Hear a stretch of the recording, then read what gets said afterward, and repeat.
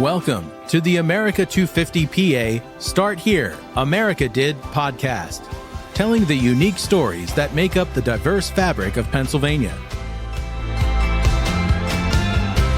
Hi, everyone. We're so glad to have you back for another episode. I'm your host, Sydney Harris. Today, we're traveling to Doylestown, Pennsylvania, a town where clay, creativity, and craftsmanship come together in one of the Commonwealth's most remarkable artistic legacies. We're stepping inside the Moravian Pottery and TileWorks, a living museum where history is molded by hand and fired in tradition.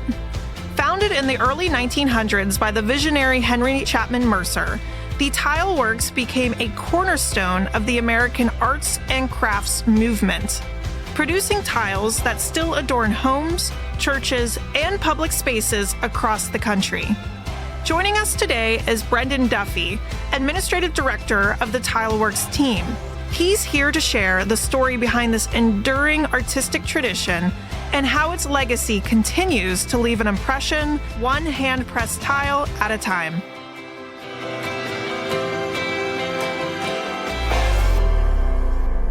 Brendan, thank you so much for being here today. We're so happy to have you. Thank you so much for having me. I'm glad to be here with you guys today. So for those who may not be familiar, what is the Moravian Pottery and TileWorks Museum, and why is it such an important piece of Pennsylvania's story? Moravian Pottery and TileWorks is a lot of different things, and it's been a lot of things over the course of its existence. It is a business. It is a tile factory. It is a museum. It is a truly unique building in Doylestown, Bucks County. And it's a medium for the preservation and practice of craft, which was the primary concern of our founder, Henry Chapman Mercer, around the turn of the century, 125 years ago. What makes it an important part of Pennsylvania's story to me is that it's as much an important part of telling Pennsylvania's story as it is a part of the story itself. And we can get into that further as we delve into the life of Henry Mercer throughout our conversation. But to highlight it to me is making tiles at the TileWorks is the art of storytelling. And primarily what we're telling is the story of Pennsylvania, the flora and the fauna, the people that were here prior to the colonial era, the people that have been here through the founding of the nation and through all of the history of Pennsylvania that's happened up until Mercer's time and even through today as well. And you are quite involved with TileWorks. You're the administrative director, the secretary and treasurer of the board. How did you personally become involved, and what has this journey meant to you?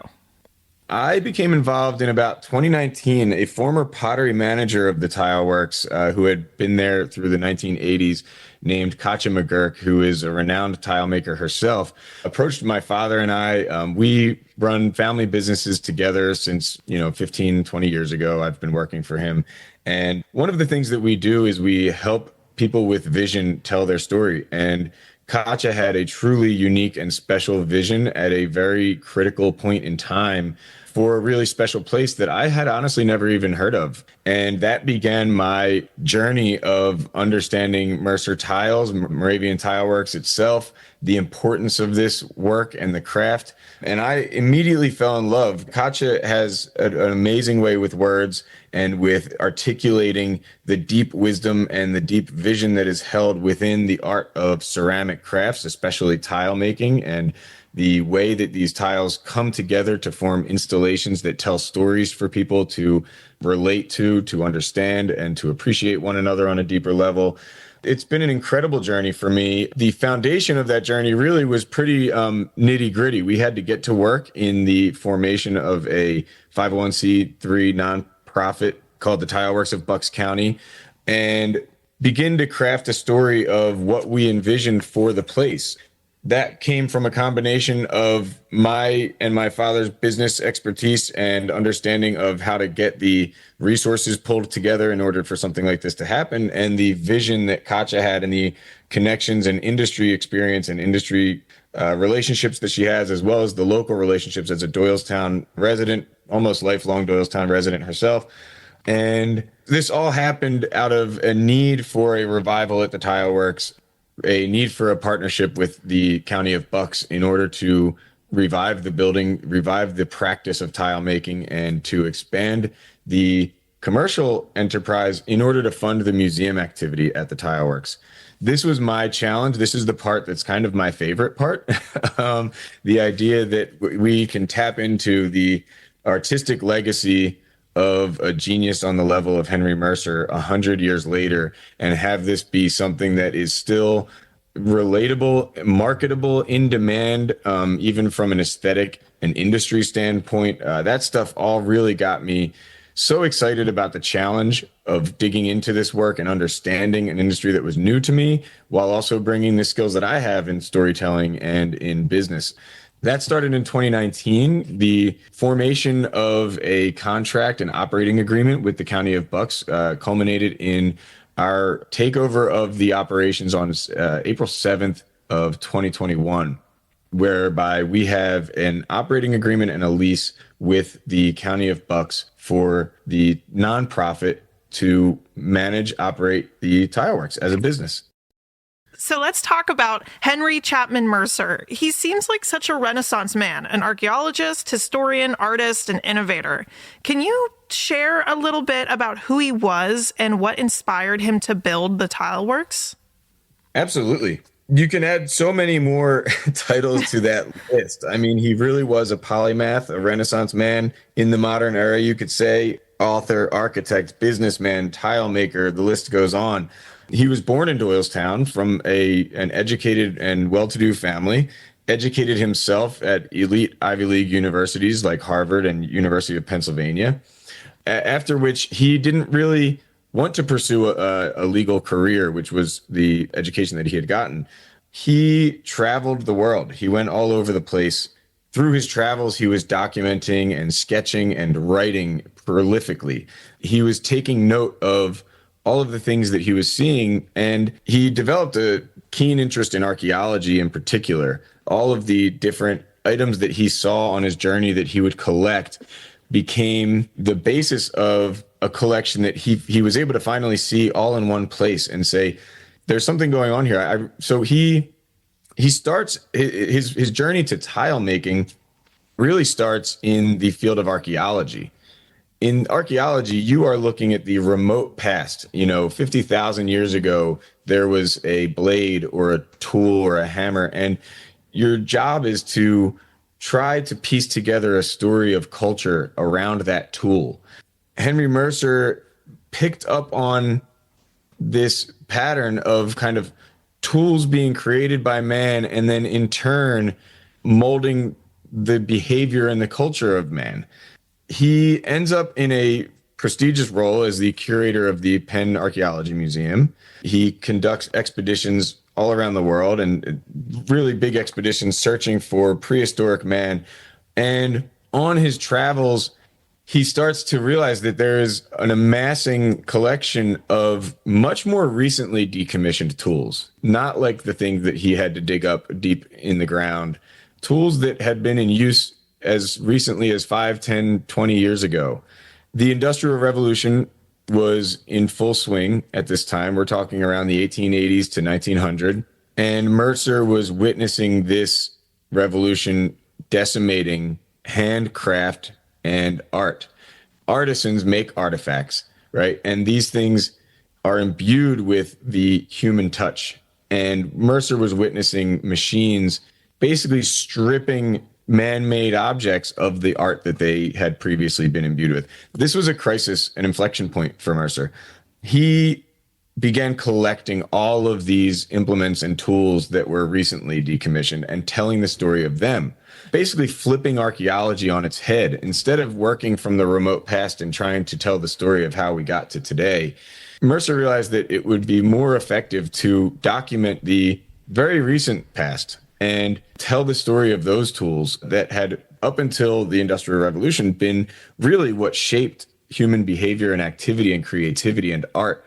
The tile making itself is one of the manifestations of that. Craft is something that humanity has imbued into everything that they do. But what tile making allowed him to do was to honor the aesthetic of all these different periods in time, from prehistoric history to ancient history to medieval times, and take inspiration from all around the world and create designs out of local earthen clay and market them to an industry that he found was losing touch with its soul, with the art of it. So, at the time, tiles were not necessarily in favor in the architectural world, as they were very sterile and white and clean and machine made. And Mercer knew that that was a problem, that was something that needed to be addressed in the industry. And he, inspired by the arts and crafts movement that was well underway in Europe, he began to pull design inspiration from all over the world and the flora and the fauna of the world. So you'll see a lot of motifs in his designs that include stories about what people do in terms of farming, ancient trades, the plants and animals of the world. So these are the things that you see in his tiles. This is what inspired him to build the TileWorks. He had initially intended to revive a floundering ceramic production studio, but soon after he realized that it was his calling to build his own tile manufacturing facility and make tiles using his own designs that he was pulling from all of these wonderful places he'd been around the world. I really liked what you said about utilizing art in traditional forms, but making it something extraordinary. So like you said, a lot of times when we see tiles, we think of maybe like a school or those plain white tiles lining a wall. But if you've seen these tiles, they're really something that's quite extraordinary. They're artistically mastered and they're beautiful. And so Mercer used early forms of biotechnology along with traditional handcraft techniques. What were some of the innovative practices he introduced that make these tiles so beautiful? To me, the innovation that Mercer employed started with the construction of the TileWorks itself. The TileWorks is made of reinforced concrete, which is at the time of its construction, a relatively brand new construction method. Concrete obviously goes back centuries, but reinforced concrete was brand new at the time. And even the building and construction processes were imbued with arts and crafts values. These were concrete structures where the concrete forms were made on site. The concrete was mixed by hand on site by a team of about 10 men. This is the innovation. And then when it comes to the tile making, Henry Mercer's design innovation, going back to the pre-industrial craft and honoring that was something very different from the way that most tile manufacturing was going on at this time, where the idea was to scale up and reduce cost and bring in machines. Henry Mercer was ensuring that all of his tiles had the human touch, and they were made of local wild clay as well. What made his tiles so unique was the inspiration, that they were not looked at as fleeting aesthetic pleasures and patterns. These were vessels for the telling of stories. That's what Mercer found the most important aspect of making tiles, that they had that capacity for storytelling, for bringing people together, telling the story of humanity and of the world and of the natural environment. Other than that, he was almost, I would say, contrary to many of the innovations that were being put forth by the rest of the industry, because he found those to be sacrificing humanity and art at the altar of production. That wasn't what his priority. His priority was to tell the story. When you go and see the tile making happening at TileWorks, it's the same as it was back then, just about. These are literally the same tools that our team still uses to this day, making these tiles using things that would have been made centuries ago. That's really the fascinating innovation to me of Henry Mercer, is that he's reconnecting an industry with its origins in a way that was being alienated by others in the industry. And why do you think this pre-industrial craft is so desirable to architects and designers from across the country? At the time, tiles were not the finishing of choice for most architects. If they were building a fireplace, for example, which is one of the main ways that Mercer's tiles have been employed, they would generally surface it with brick. This is because tiles at the time were mass produced, they were sterile, they were machine made, and they were not highly regarded as an architectural finish. They were functional. Mercer tiles stood out in that they went against the grain in that way. They were interesting. They looked handmade. They've got this perfect imperfection to them. There's always going to be some variation in every single design, even if it's repeated 100 times, just by virtue of the respect for the handcraft process that is employed at the TileWorks and that Mercer insisted upon.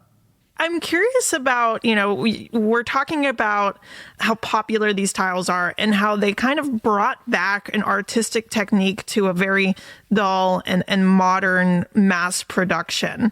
Where might listeners encounter, besides TileWorks, Mercer's tiles today? And particularly, are there any famous installations that you would highlight? The state capital of Pennsylvania in Harrisburg is the most famous and largest installation of Moravian tiles in the world. Rockefeller's New York estate in Pocantico Hills, Grauman's Chinese Theater in Hollywood, the casino at Monte Carlo, Fonthill Castle. That is one of the coolest places to see Moravian tile. It is next door to the TileWorks. This is Henry Chapman Mercer's purpose-built home. It is a labyrinth of rooms and stairs and hallways, all adorned with incredible brocade tile stories. And brocade means these tiles are almost cut, they're the designs cut out of a tile. So you would picture maybe a 6-inch squared tile with a figure on it. Imagine if that tile was just the figure, and then that figure was with another figure who was holding a guitar, and there was a horse in it. So each of these became parts of a story that you could see on the ceiling of Fonthill Castle in spectacular colors and really just amazing craftsmanship. Going back to the Harrisburg State Capitol building, this is his largest installation. It's about 16,000 square feet of quarry tiles inlaid with around 400 mosaics, ranging in size from about 14 to 16 inches squared to 2 feet by 4 feet. And the mosaics on the floor tell the story chronologically of the state of Pennsylvania from prehistoric times through Mercer's own time. And they tell the story of the animals that are in Pennsylvania, the people that were in Pennsylvania prior to the arrival of European settlers. They tell the stories of William Penn and the founding of Pennsylvania and the American Revolution and the signing of the Declaration of Independence. And it's just a fascinating work of art. The Capitol building itself considers the floor of the rotunda and the wings to be a single piece of art. And it is. It's a 16,000 square foot, stunning work of art that congressmen and senators and staffers and visitors tread on every day. And you can witness this anytime by walking right into the Capitol building in Harrisburg. And it's truly a stunning sight to behold. That is so incredible. I've been to the Capitol building a few times and I've seen the artwork, and it's always been something to admire. But I didn't realize that it was from an artist in Bucks County that was creating all of this. It seems so ancient and old, but it's really a modernized form of art, which I think is so fascinating. And how it's on display right in the Capitol is really wonderful. I went to the Capitol prior to the birth of my tile eyes, as Katja says. And I appreciated them as well, but it's not the same. Once you understand the kind of the depth of the importance of this work, you gain a new appreciation and you start to see a place like the Harrisburg Capitol floor with a much deeper level of appreciation. And to foster that appreciation, today, TileWorks operates as a working history museum. What does that mean in practice for your team and your visitors? So for our team in practice, it means really tapping into understanding the legacy that you're carrying by doing the labor that you do every day. Tile making is hard work. It's heavy work. It's inspiring work, especially when you understand the tacit wisdom that you are inheriting from the people that teach you it. There are folks at the TileWorks who are new arrivals with no experience in tile making. And there are folks like our pottery manager, Jesse Pham, who has 25 years of making tiles at the TileWorks. Jesse can stick his finger in a pile of clay and tell me exactly how it's going to come out of the kiln 3 weeks later because of the level of wisdom that he's got in his fingers from doing this craft every single day. And he's sharing that not by articulating it to the team, but by doing it with them, by showing them. And in practice for our team, it's a work of humanity, it's a work of art, and it's a spiritual exercise of tapping into a legacy that goes back truly thousands of years. Tile making is an ancient industry, it's an ancient craft, and the way we do it is using ancient techniques and body movements. And so to me, that's the crux of it. Now, as a museum, our task is to preserve that craft. Most museums are preserving art or things or stories, and what we're preserving is human activity at its most foundational and fundamental level. We are making things out of the earth and firing them, which is an alchemical process that infuses that thing forever as a work of art made by hands. That's the important work that we do as a museum, is to preserve the way things are done by humanity and tell the story of why that's important. Why does it matter that we make tiles out of clay using our hands? And we think it matters more than anything. To us, this is the most special part of the TileWorks, that people can come in and witness a modern facility making tiles for the modern taste. And we're doing it in a way that it's been done for centuries and millennia. That's what's so special about the preservation work and the museum work that we do at the TileWorks. And how do you balance honoring Mercer's techniques while continuing to innovate and grow as an organization? Fortunately for us, innovation was at the heart of Henry Mercer's philosophy and his understanding of what he was doing. In order for us to continue innovating, we have to honor Mercer's techniques because innovation was one of his techniques, and he's never one to sit still. And when you look at the arc of Henry Mercer's creative work, you can see evolution and change throughout the decades that he was active making tiles. The question we ask ourselves, because this is always a challenge for us, is what would Henry do? That's our motto, WWHD. And what we mean is not what did Henry do, because it's not our job to just continuously replicate what Henry Mercer did. It's our job to embody Henry's beliefs about handmade crafts and about the principles that were most foundational to the TileWorks and applying them to the modern situations that we are in. I don't find it too difficult, but we do all kind of fall on a different place on that spectrum, I would say. And I have great deal of respect for my colleagues who we challenge one another every day to ensure that we are honoring Henry Mercer's techniques and growing the organization. And we find those two things to be intrinsically connected. Henry Mercer was a pragmatic businessman who prided himself on the financial success of his business as much as the artistic success. And the County of Bucks then took a huge step after the business was closed of reviving the process and telling the story as a museum.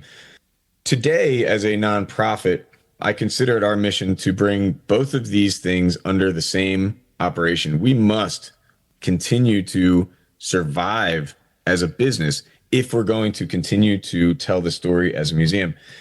And we must continue to respect and honor the stories that we're telling as a museum in order for the tiles to truly be a commercially viable product. I think that was Mercer's theory. That was the hypothesis that we then adopted in the founding of this nonprofit as well.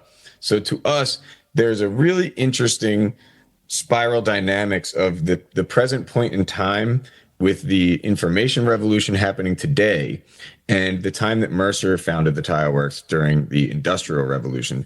There's a repeating of history going on in which there is a mass forgetting of how we do things and why we do things and why it's important to put humanity at the center of the things that we do. Right now, there's temptations all around us for businesses to cut out humanity in order to continue to make a profit or grow as an organization or whatever it may be. We find that the greatest value we can bring is to continue to carry the legacy of arts and crafts, tile making, and the founder, Henry Mercer, through the modern times, because we feel that's the story that people want to hear today. People are returning to the arts and crafts aesthetic.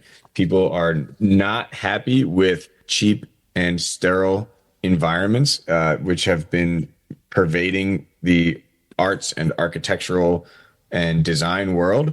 And they want to return to the handmade. They want to see these beautiful handmade, imperfect tiles on their fireplace or on their backsplash or on their floor. I think that balance is the key to the success of Moravian Pottery and TileWorks moving into the future.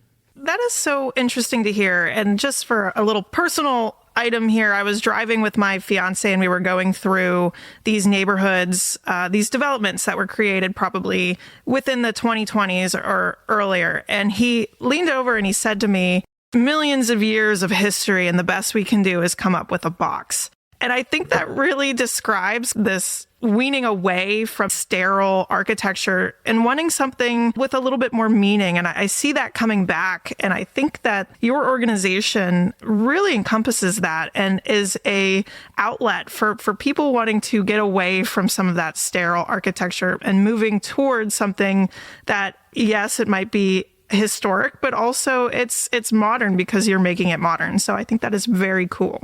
It's exactly that sentiment that draws people to the TileWorks. That is what we all feel when we see those things. And I don't think they're the pride of humanity. I don't think they're the pinnacle of humanity. What's most extraordinary about humanity is actually what's pretty ordinary. It's human touch. It's what people can make with their hands. And we don't quite see ourselves reflected in McMansions. We see ourselves reflected in stories that are told every single generation throughout the history of humanity and across the world. And your website beautifully describes the TileWorks philosophy about tiles, symbolizing kindness, creativity, and connection. And how do you see that spirit influence your daily work? I would say the way that that spirit of kindness, creativity, and connection influences my daily work is that it's something that I need to tap into on a daily basis, because it is fuel for creative energy, which is what it takes to operate a business like the TileWorks. There is inspiration in this work. And if the inspiration starts to dim, the work becomes not what it's meant to be. That's not the point of Henry Mercer's ambitions. The point is for these products to inspire people and to tell stories. So for me, it's a constant learning experience, understanding that there are so many levels of this wisdom and this craft. And so I see so much opportunity every day that I go to work to help the TileWorks to grow, to tell more stories, and to get in touch with more people in the community and to build bridges and to build relationships. And speaking of that, and this is really interesting for me because I'm only an hour and a half away from the TileWorks, you offer hands-on workshops where visitors can create their own tile. How does giving people that tactile experience deepen their connection to Mercer's work? So we do offer a few different opportunities, and honestly, we even offer custom opportunities. We don't cookie cut it. We don't make sure that we've got a very fixed set of things, but we do offer tours with experiences. We offer the opportunity to get in and make your own tiles. We offer courses by other ceramic artists who come as visiting artists, making vessels, making sculpture.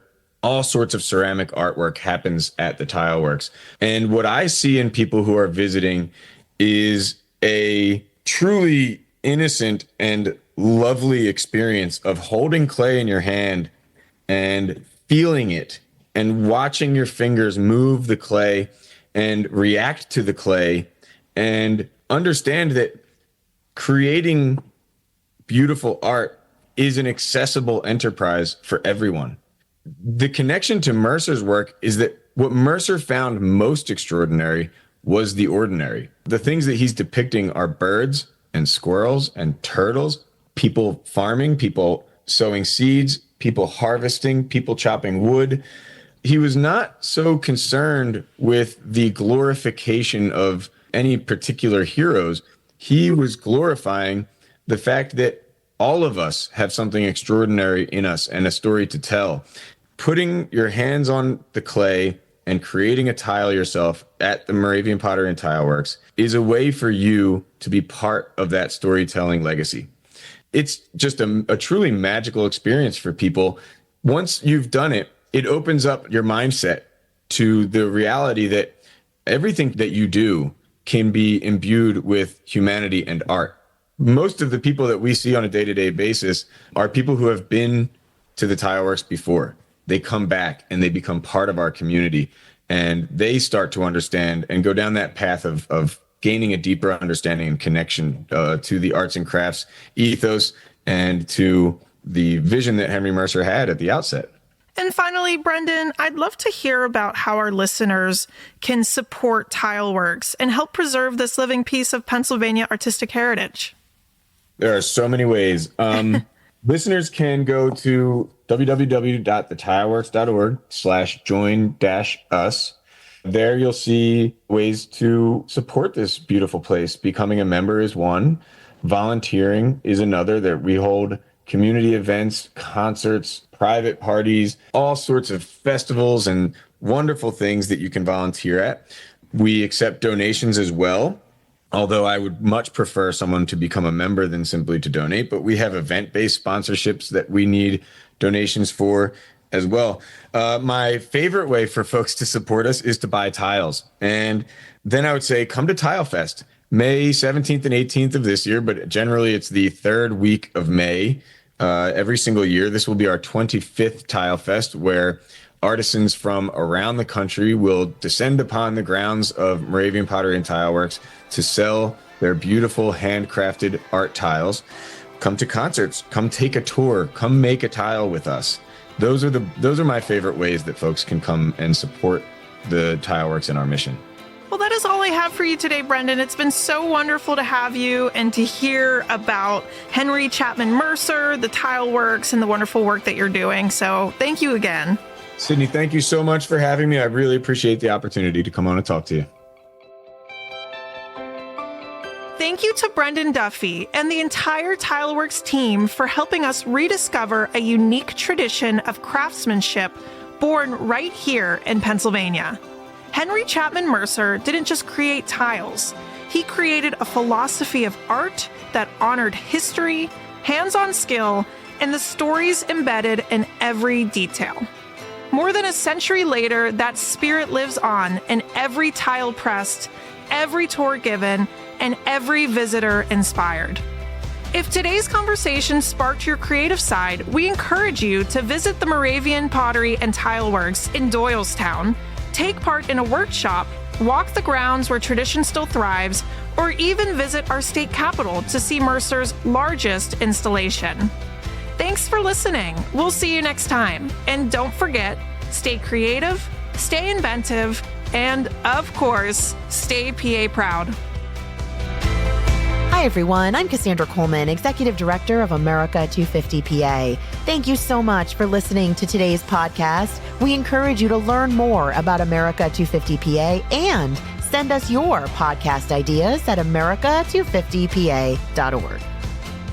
This has been the America 250 PA Start Here, America Did podcast, produced by Commonwealth Media Services. Stay tuned for more epic Pennsylvania stories at america250pa.org.